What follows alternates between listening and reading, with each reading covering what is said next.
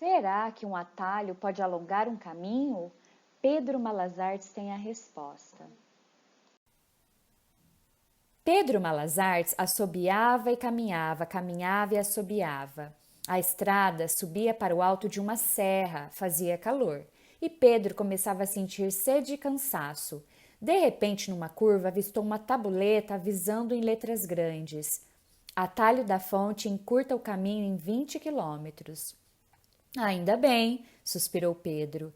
Disso mesmo é que preciso. Um atalho que encurte o caminho e conduza a uma fonte. Ótimo! Tomou pelo atalho, delicioso caminho à sombra de árvores e em descida. Havia caminhado 200 metros, quando lhe surgiu pela frente um homem grandalhão de aspecto feroz, que a custo continha 2 enormes cães. Quero ver sua licença, pediu o homem com modos e voz de poucos amigos. Que licença é essa? Perguntou Pedro, admirando e adivinhando dificuldades.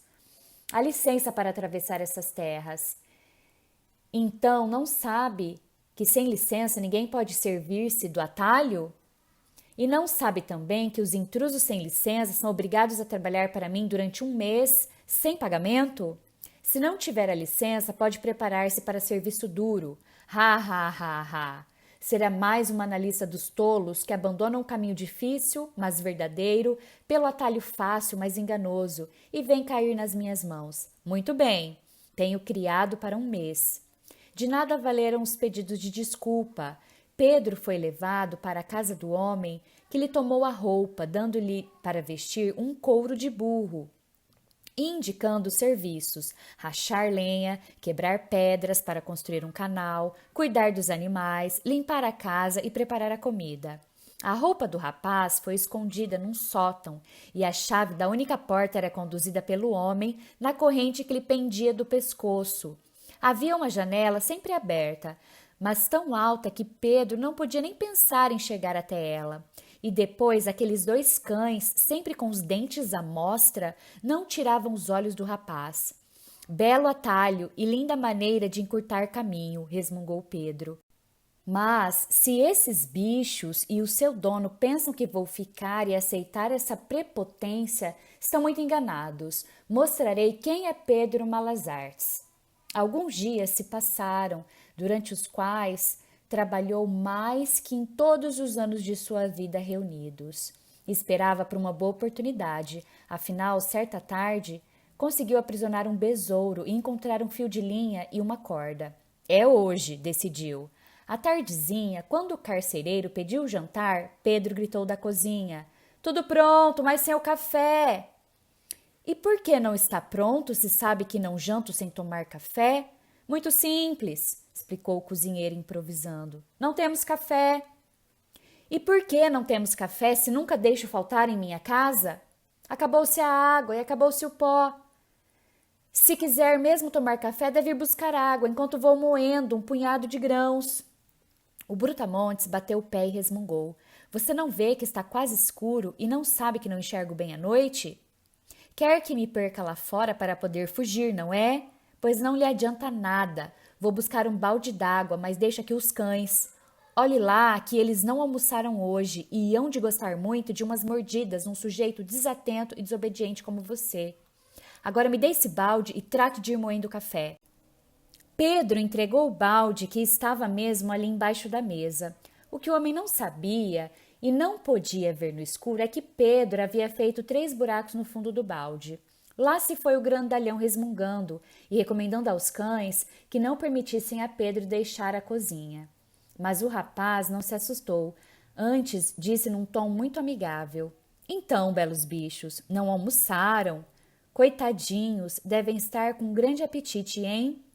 Parece coincidência, mas tem aqui um osso, um belo e grande osso, recoberto de carne saborosa. Pena que seja um só, e assim terão de decidir com os dentes e as unhas qual dos 2 vai ficar com ele, pois é sabido que animais como vocês não podem dividir um osso. E atirou o osso aos cães. Foi um Deus nos acuda, que nem lhes conto. Rosnaram e atiraram como feras, que eram sobre o petisco. Roncos, bufos, mordidas e granidos encheram a cozinha. e a casa toda e chegaram até a fonte. Mas ali é que se passava outra coisa divertida. O homem zarrão desesperava-se e gritava mais forte ainda, pois não havia meios de conseguir encher o balde. Que será isso? Terá secado a fonte? Não podiam ouvir o murmúrio da água corrente, porque o barulho dos cães, em luta ao redor do osso, abafava tudo mais. Gritou na direção da casa: Cozinheiro, que barulho é esse? Pedro respondeu: É o moinho moendo café especial. Em seguida, Pedro foi buscar o besouro e o fio de linha. Amarrou o fio de linha na perna do besouro. Na ponta do chifre do inseto pôs uma gota de mel, portanto, longe da boca. Levou o inseto para debaixo da janela, encostou-o à parede e deixou-o livre. O besouro podia ver a gota de mel, mas não podia alcançá-la. A cada passo dado, na tentativa de atingir a gota, ele se afastava também um passo. Foi subindo, subindo e chegou à cumeira. Enquanto isso, a confusão tomava conta da casa e dos arredores. Os dois cães, igualmente grandes, igualmente famintos, igualmente fortes, continuavam a morder-se e a unhar-se na disputa pelo osso. O homem na fonte, sempre com o balde vazio, quase estourava de raiva. O besouro contornou a cumeira e começou a descida do outro lado, sempre perseguindo a gota de mel que insistia em fugir diante dele. Ao chegar embaixo, Pedro, que estava à espera, libertou-o, tomou a ponta do fio de linha, amarrou a uma delas o barbante e puxou a outra ponta até que tivesse entre as mãos as duas pontas do fio. Trocou pela corda e, graças a ela, subiu a janela, por onde entrou, encontrou a sua roupa, vestiu-a, desceu com o couro de burro, foi até a cozinha e atirou o couro com jeito sobre um dos cães.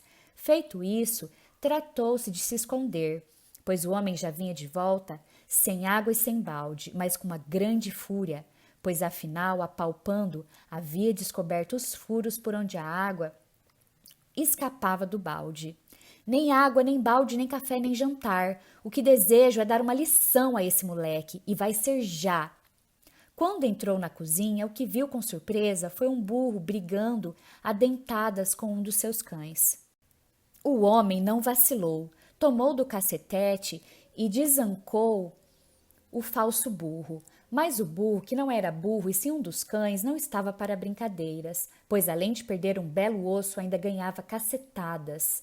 Pulou sobre o homem, no que foi valentemente ajudado pelo companheiro, esquecido já do petisco.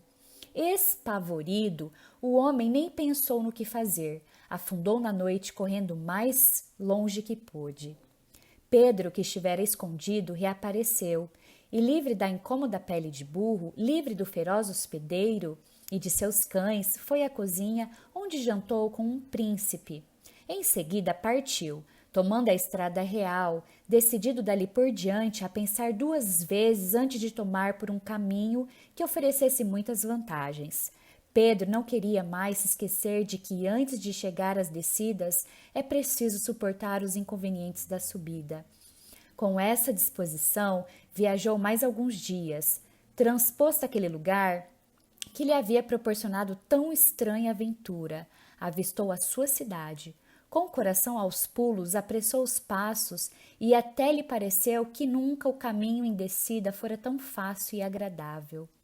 Correu para casa, onde teve a boa fortuna de encontrar sua mãezinha, que o encheu de mimos e agrados.